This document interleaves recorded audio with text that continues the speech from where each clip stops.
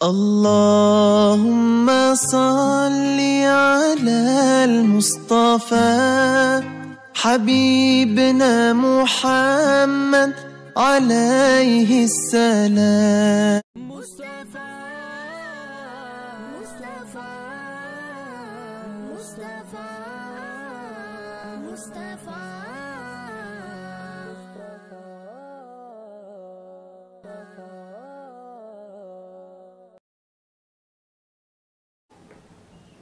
ناظرین، صفا on line کے خصوصی پروگرام روبرو میں آپ کا استقبال ہے. میں ہوں منور سلطان اور آپ کے روبرو ہیں عالم اسلام کی مشہور شخصیت، ممتاز فقیہ، مختلف اہم کتابوں کے مصنف اور مختلف بڑے اداروں اور تنظیموں کے ذمہ دار اور سرپرست حضرت مولانا خالد سیف اللہ رحمانی صاحب. مولانا، آپ کا ہمارے پروگرام میں استقبال ہے. بہت بہت شکریہ آپ کا، اور میں آپ کا شکر گزار ہوں کہ اس طرح مجھے سامعین تک اور ناظرین تک اپنی بات پہنچانے کا موقع ملے گا انشاءاللہ. مولانا، ملک کا ایک بہت ہی باوقار ادارہ اور معتبر ادارہ آل انڈیا مسلم پرسنل لا بورڈ ہے، جس کا اپنا ایک دائرہ کار ہے اور اس کا ایک خاص پس منظر ہے جس کے لیے وہ قائم ہوا تھا. لیکن اس کی جو شہرت ہے اور حکومت کی نظر میں اس کی اہمیت ہے، اس کے پیش نظر بہت سے لوگوں کے ذہن میں یہ سوال ہوتا ہے کیوں نہ بورڈ کے دائرہ کار کو بڑھایا جائے اور جو بھی مسلمانوں سے متعلق مسائل ہیں اس پہ بورڈ کی طرف سے کوئی رائے آئے. تو آپ بورڈ سے تعلق ہیں، ان کے ذمہ داروں میں ہیں، تو آپ کو کیا لگتا ہے اس رائے میں کتنا وزن ہے؟ دیکھیے، اصل میں ملت کے مسائل تو ڈھیر سارے ہیں. تعلیم کا مسئلہ ہے، معیشت کا مسئلہ ہے، روزگار کا مسئلہ ہے، سیاسی نمائندگی کا مسئلہ ہے، اور ملت کی مختلف تنظیمیں بھی قائم ہیں. بعض ایسی تنظیمیں ہیں جن کے ایجنڈے میں ملت کے تمام مسائل ہیں، اور بعض وہ تنظیمیں ہیں جنہوں نے کسی ایک موضوع کو اپنے لیے اختیار کیا ہے. تو آل انڈیا مسلم پرسنل لا بورڈ ایک خاص مقصد کے لیے اس کا قیام عمل میں آیا کہ اس ملک میں مسلمانوں کے مذہبی تشخص کی حفاظت ہو، کیونکہ کسی ملت کے لیے سب سے اہم بات یہ ہوتی ہے کہ وہ اپنی ملی وجود کو باقی رکھے اور اس کی اپنی مذہبی پہچان یہ متاثر نہ ہونے پائے. تو اس لیے بورڈ نے ہمیشہ اس بات کا خیال رکھا کہ ہم اپنے ایجنڈے کے دائرے میں کام کریں گے. اگر بورڈ تمام کاموں کو کرنے لگے تو اس سے ایک بڑا نقصان ہوگا.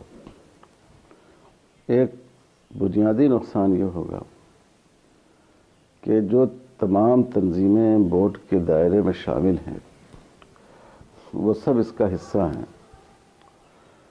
تو ان سے اختلاف پیدا ہوگا.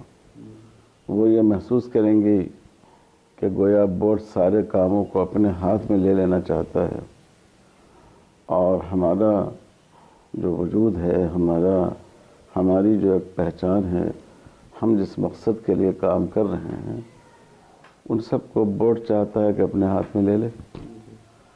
تو یہ ایک بنیادی بات ہے، پھر اس سے اختلاف پیدا ہو جائے گا.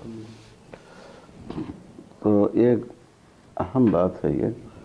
اور دوسرے جو کام ہیں، سیاسی نمائندگی ہے، معاشی اور تعلیمی مسائل ہیں، یہ مسائل ایسے ہیں جن کے لیے ڈھیر ساری تنظیمیں کام کر رہی ہیں.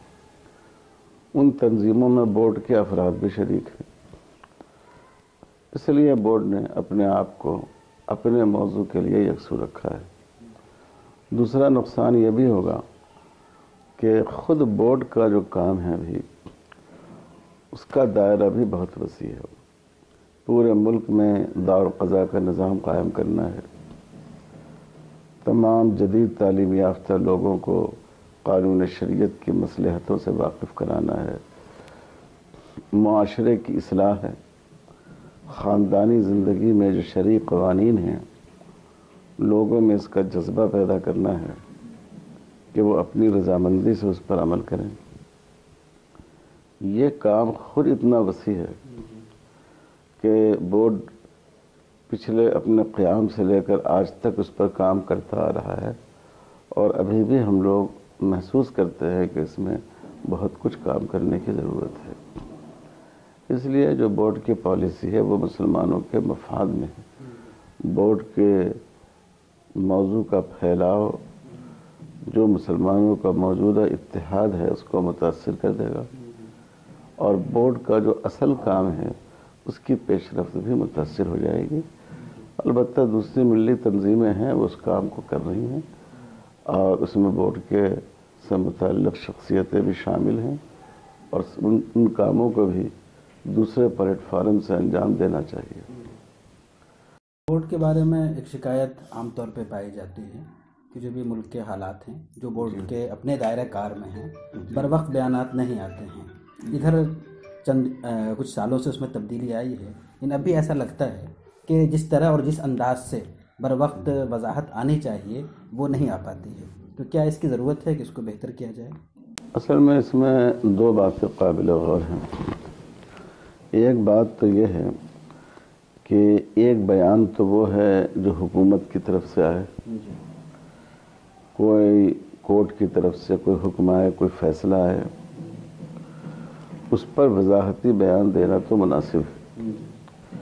اب یہ ہے کہ کوئی بھی شخص کھڑا ہوا اس نے کوئی بیان دے دیا، کسی چلتے پھرتے سیاسی نیتا نے کوئی بات کہہ دی اور بورڈ فوراً اس پر اپنے رد عمل کا اظہار کرے، اس کو ہم لوگ مناسب نہیں سمجھتے ہیں. یہ غیر اہم چیز کو زیادہ اہمیت دینا ہے. تو جو ادارے ان کو ایک قانونی حیثیت حاصل ہے، ان کے فیصلے، ان کی پالیسی نظر انداز ہوتی ہے دستوری اعتبار سے، ان پر بورڈ اپنے رد عمل کا اظہار کرتا ہے، اور میں سمجھتا ہوں کہ اس کی وضاحت ہمیشہ کی جاتی ہے. البتہ ایک بات ذہن میں رکھنی چاہیے، بالخصوص عدالتی فیصلوں کے بارے میں. عدالت جو فیصلہ کرتی ہے یا اس کا جو حکم جاری ہوتا ہے، اخبارات میں، میڈیا میں اس کا ایک جز لوگ دے دیتے ہیں، اس کی پوری تفصیل نہیں آتی. بعض دفعہ جب فیصلے کی پوری تفصیل آتی ہے تو لوگوں کو اندازہ ہوتا ہے کہ میڈیا میں جس چیز کو ہائی لائٹ کیا گیا وہ بات اس طرح نہیں تھی.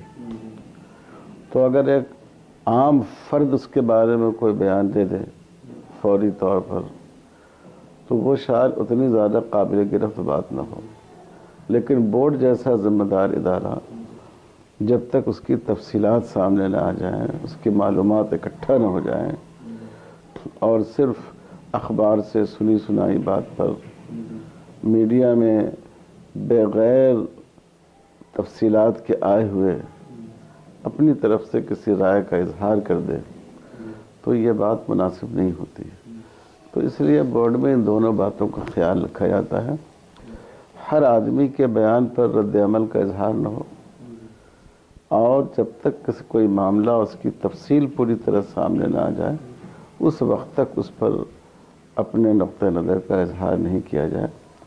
اور میں سمجھتا ہوں کہ بورڈ جیسے ذمہ دار ادارے کے لیے یہی بات مناسب ہے. بورڈ اس وقت ترجیحی بنیادوں پر کن کاموں کو انجام دے رہا ہے؟ دیکھیے، بورڈ میں سمجھتا ہوں کہ 4 کام ہیں جن کو پوری اہمیت کے ساتھ ہر کام کو کیا جاتا ہے. اس میں ایک کام تو وہ ہے جس کو ملت کی مختلف تنظیمیں انجام دے رہی ہیں، اصلاح معاشرہ کا کام. یہ کام اتنا وسیع ہے کہ اور بھی کئی تنظیمیں اگر اس کام کو کریں تب بھی یہ ضرورت کے لحاظ سے ناکافی ہوگا. لیکن اس کے علاوہ دوسرا کام ہے مقدمات کی پیروی، ایسے مقدمات جو قانون شریعت کو متاثر کرتے ہوں یا ان کے کرنے کا اندیشہ ہو. دوسرے، زیادہ سے زیادہ دارالقضاء کا قیام، کیونکہ مسلمان اگر دارالقضاء کی سہولت ان کو فراہم ہو جائے اور وہ اپنے مقدمات کو وہاں لے جانے لگے تو بڑی حد تک قانون شریعت میں جو مداخلت ہوتی ہے اس سے تحفظ ہو جائے گا. اور تیسرے، شریعت کے جن قوانین کے بارے میں دانشوروں کو، جدید تعلیم یافتہ لوگوں کو، وکلاء اور قانون دانوں کو غلط فہمیاں ہیں، ان کی غلط فہمیاں دور کی جائیں، اس کے لیے تفہیم شریعت کا شعبہ قائم ہے۔ تو یہ 4 اہم کام ہیں، اور ان چاروں کاموں کو بورڈ نے اس طرح الگ الگ شعبے اس کے لیے بنا دیے ہیں کہ کسی کام کو نظر انداز کیے بغیر دوسرا کام ہو رہا ہے۔ بہت بہت شکریہ، جزاک اللہ۔ ناظرین، آپ دیکھ رہے تھے صفا آن لائن کا خاص پروگرام روبرو، اور آج ہمارے ساتھ گفتگو کے لیے موجود تھے بہت ہی اہم اور ممتاز شخصیت، مشہور فقیہ مولانا خالد سیف اللہ رحمانی صاحب۔